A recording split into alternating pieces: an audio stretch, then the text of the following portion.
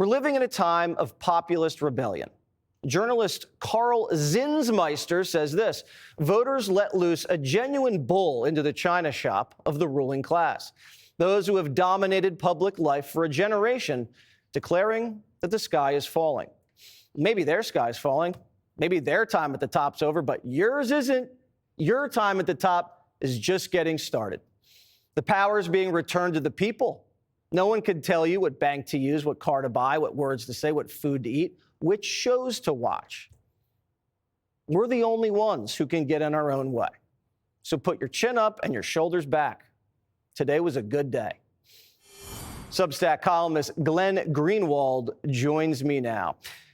Glenn, how do you think people are grappling with the speed of the change?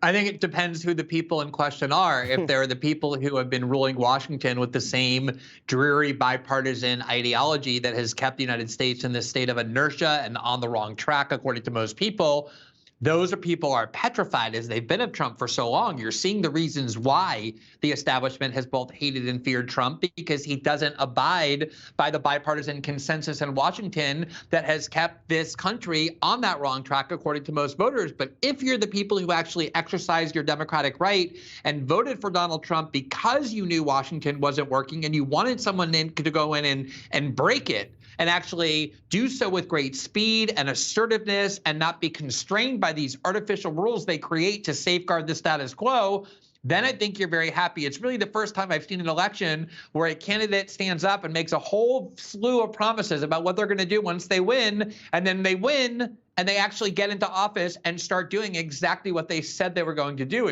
That should be the norm, but it's really the first time I've seen it in at least decades. You're so right about the fact that there was a consensus to stifle change. It was a conspiracy to stop the people from getting what they were trying to vote for. And now you have a guy who's actually delivering on his promises, and they're calling him a king. Do you expect to see the king label slapped on him now for the rest of the term?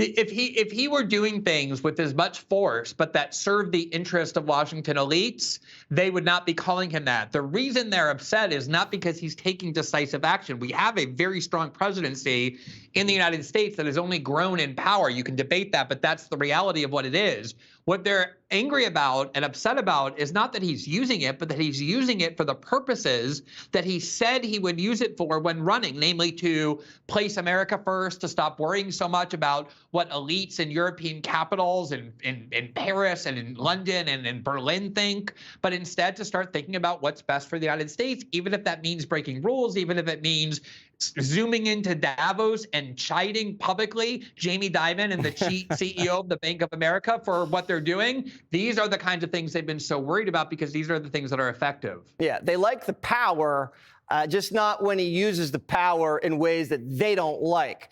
Do you think that he has the kind of political capital and coattails that can bring in an RFK Jr., that can bring in a Tulsi, that can bring in a Kash Patel, or are those individuals still kind of on the fence here?